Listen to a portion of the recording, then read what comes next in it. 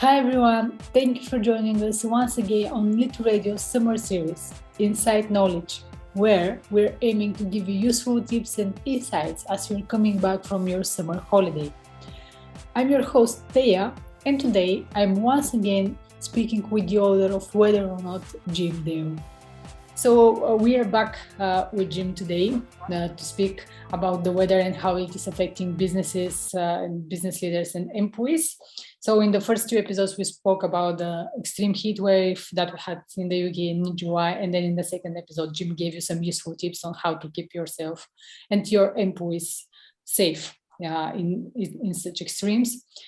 So today, Jim, I want to speak with you about how we adapt to this warmer weather. That's probably going to be the new normal, because the heat wave brought quite a lot of disruption in the UK, especially to public transport and aviation. So how do we really need to adapt to this new normal? It's the multi-million-pound question, isn't it? Or even multi-billion-pound question, I should say. Because and the other thing to say is it's not just the heat. Climate change, if we're attaching this to climate change, which I do in part, then it is not. The heat is one thing, drought is another, floods are another, and we can go down the list. Storms, tornadoes, hurricanes with extra power.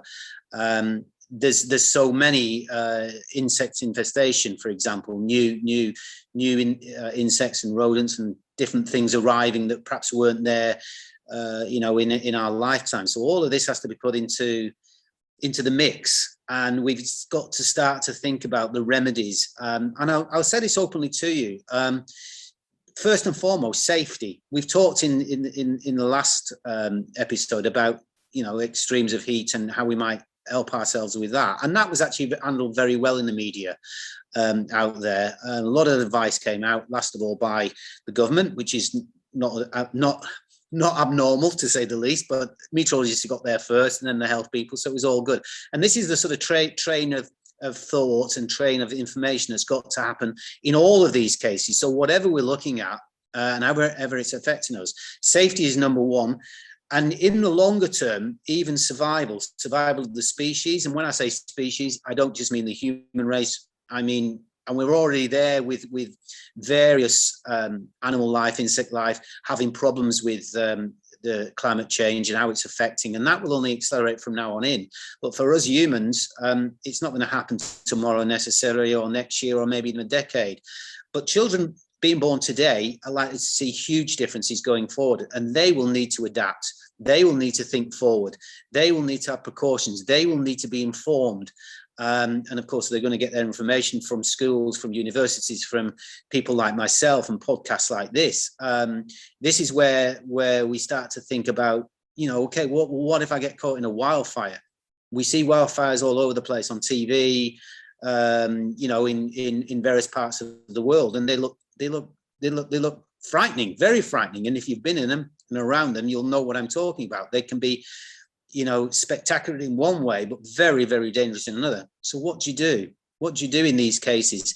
Just happens to be that within the book I wrote, Whether or Not, which I can, if I care to flash it up at this moment in time, there is a chapter all about survival and safety within different arenas of climate change and extreme weather. It doesn't have to be climate change orientated, but certainly that's going to be accelerated. So how you escape from how you survive an avalanche, for example, how you might equip yourself to survive a hurricane that's bearing down on you if you haven't already escaped. And we talked about the heat, equally the cold.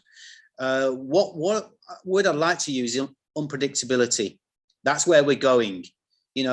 Basic physics, when you warm things up on the planet, the molecules move more quickly, and in that they move more erratically, and therefore we don't quite know what's going to happen going forward. And that's one of the dilemmas that we face. Where are we now going? What does it now mean? And certainly the tipping points that people talk about, not just people but organizations, that we don't want to surpass, probably getting very close. And that means, some large-scale impacts that we need to be prepared for. So I come back to where I started. Yes, mitigating climate change has got to be accelerated, but that is now a long path. We won't turn back what's happened now in the last 20, 30 years for at least 50 years. So we're going to have to endure this and endure worse to come. So the safety aspects and the survival aspect start to be ramped up. And that's the message that I'd like to get across to listeners today. Absolutely. And then climate change, it's not just changing the lives of people and animals, but it's also impacting the economy in general. So could you explain how that's happening? Yeah, for every degree rise and fall in temperature, for every breath of wind, for every drop of rain, and so on and so forth, there is a commensurate rise and fall in demand and supply, in the effect on government expenditure, for example. And weather and climate change obviously accelerates that and makes it more manifest in either direction. It's not all one way, by the way. It's not all negative. I don't want to just sow a negative story, because there are some positives in that. That swapping Peter for Paul, in certain areas of agriculture, for example, might actually work very well for farmer A, but not very well for farmer B. And that's basically what we've got to take into consideration. So if we are talking about farmers, if we are talking about wholesalers, if we are talking about retailers, all of these different areas and many, many more, we can go right down the list, to be honest with you, from sports and pastimes to holidays and you name it. It affects us all in all different ways. And if it does that, a bit like COVID did, if you like, that stood everything basically to still. And economies really, really suffered because of it. Well, the weather is capable of doing that as well, and certainly extreme events, if not on a local stage level, then regional level, and then suddenly countrywide if you get a big enough event. So all of these things have to be taken into consideration by governments and how we handle these things. And those countries, those economies that are best prepared, that have some intelligence behind their decisions, and I don't just mean political decisions, which often they are to the detriment of the country. I'm talking about safe decisions, decisions made by maybe a little bit beyond scientists, but scientists may well start that off. People in my walk of life, if you like, and others around us, and then it'll trickle down to those practitioners in places like health and other, that we can be best prepared going forward. Then I think that stands any country, any economy in a better position to be able to handle what's to come. That is, if they can foresee it. And as I mentioned before, that's not an easy task, but best guesses come into it, and that's about where we are at this moment in time as we talk. Mm-hmm. Yeah, it's funny you mentioned foreseeing this, because my final question to you is whether you foresee any significant changes in economic aspect being brought about by the extreme weather in the UK. Well, I'm certainly getting a lot of airtime lately. So economically, for me, it's not a bad time, because obviously people like myself, you get onto the media because they want to talk the subject. That's actually the start of things. When you get onto the media, whichever media it happens to be, whether it's radio or TV or in the press, that's a good starting point, because it means the debate, it's not just starting. I mean, the debates that have been going on at international level now for many years, we all know it, but it's kind of, we've been, how can I, chewing the cud? Can I say that?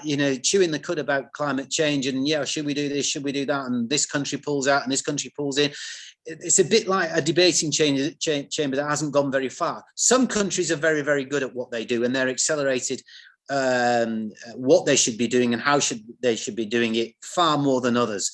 It's the others that need to catch up, and it's some others in the third world, for example, that need to be helped, because that's where the effects of climate change are going to be impacted the most. So this is time now for action. I mean real action, not just in the mitigation of climate change, which has to be ongoing, has to be ramped up, has to be part of the economic debate right at the very beginning of all things. Because if you're not, then 10 years, 20 years, 30 years, 40 years time, you're going to be out of it as a nation. You're going to suffer hugely. So this is why it's so important. Probably I'm slightly outspoken with this, but that's what the direction of travel that needs to be taken. There are people now, I could mention a few names, of organizations that put themselves, if you like, in the wrong places and expose themselves to being arrested, etc., for their actions. Well, maybe we'll look upon that in the future and say, well, there's your Emily Pankhurst of the past, if you like,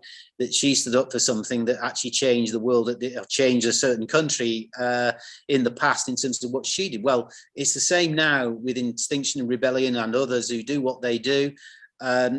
It's arguable whether they do it in the right way or not, but the point is it's the message behind that that's important. And I think if governments and organizations and companies and individuals don't start doing the right thing and start to think slightly more out of the box, and particularly in the health and environment area, and how that's going to affect people and businesses, then I think that in this there'll be winners and losers. And for those listening out there, do you really want to be on the losing side of this? Do you want, if you get going today, start thinking about what you can do to be safe, to be secure, to be prosperous going forward, and doing the right things for yourself. And it starts with you as an individual. And I'm not perfect. I'm going to say I've gone through many wrong paths in my life as far as climate change is concerned. But I learn every day, and I try and make a little turns here. The last time I had beef, for instance, can't remember, long time ago. So that's the sort of small little turns of the dial, but actually to be talking about it and talking about health and safety and how to keep yourself safe, I think that's where my forte comes in particular. So happy to be part of this equation and part of this discussion with you today.